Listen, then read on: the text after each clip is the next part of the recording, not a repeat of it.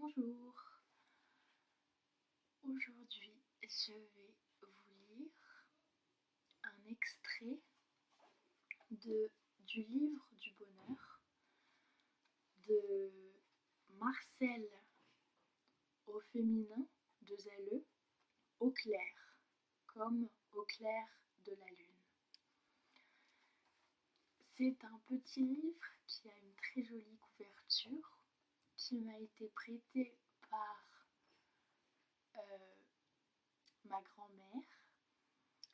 Elle m'a dit qu'elle le lisait pendant qu'elle était alitée à l'hôpital pendant l'une de ses grossesses de mon oncle. Le passage que je vais vous lire s'appelle « C'est vous qui faites les traités de paix ». C'est une ode à la paix. Il est certainement beaucoup plus de gens qui souhaitent la paix que de gens qui veulent la guerre. Vous suivez ? Mais comment se manifeste cet amour de la paix ? Par la peur de la bombe atomique et autres engins. Vous en savez assez sur les lois de la pensée pour que je n'ai pas besoin d'insister sur les effets de cette frayeur. Elle crée la guerre. On ne saurait nier que l'instinct combatif s'éveille chez les garçons dès l'apparition de leurs premières dents. Souvenir des temps anciens où, pour subsister, il fallait se battre contre et vaincre le mammouth à poil marron. Vous aimez à vous battre ? Voici des ennemis qu'il faut battre, des ennemis à abattre, des ennemis à... Ce sont vos craintes, vos hésitations, vos haines, vos limitations, vos scepticismes, tout ce qui dit non à la vie, au bonheur, à la justice, à la paix. Les seules victoires valables et durables que puisse remporter un être humain sont celles qu'il remporte sur lui-même. Il n'est jamais rien sorti de bon d'une guerre, même pas pour le vainqueur.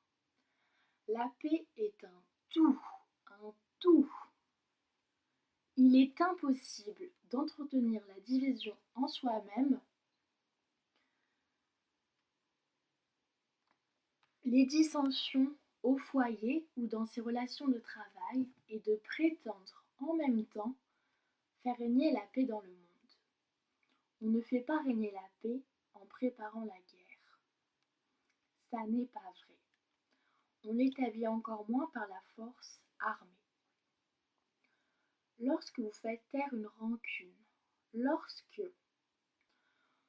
au mépris de votre amour-propre, vous reconnaissez vos torts vis-à-vis de votre femme, ou de votre mari, ou de votre frère, ou de votre sœur, ou de votre cousin, ou de votre voisin rabougri, ou de votre petit chien, ou de votre petit chat, ou de votre petit chinchilla, ou de votre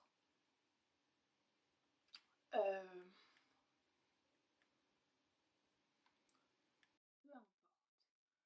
Lorsque vous reconnaissez vos torts, lorsque vous retenez le mot blessant, lorsque vous vous retenez d'appuyer là où ça fait mal, lorsque vous vous retenez de vous emporter dans des élans de colère incontrôlés,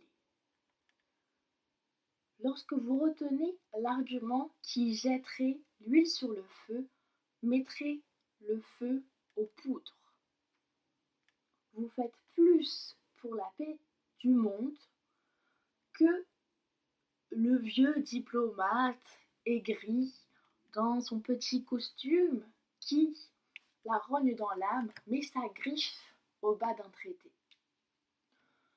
Tout traité de paix entre les nations les plus lointaines prend naissance en chacun de nous.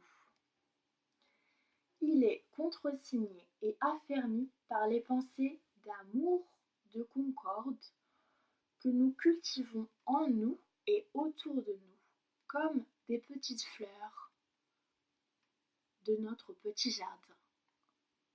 C.F. Candide Voltaire.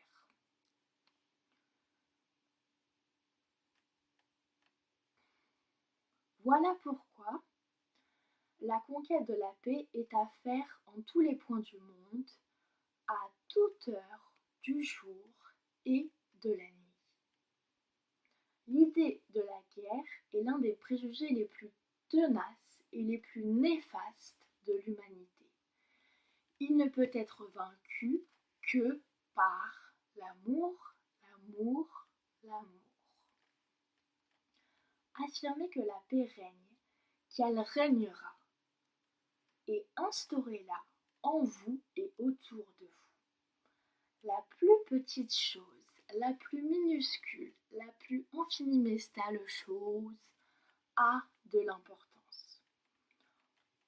Retenez le mot de colère que vous alliez jeter au visage à celui qui par mégarde vous a écrabouillé le bout des orteils dans le métro.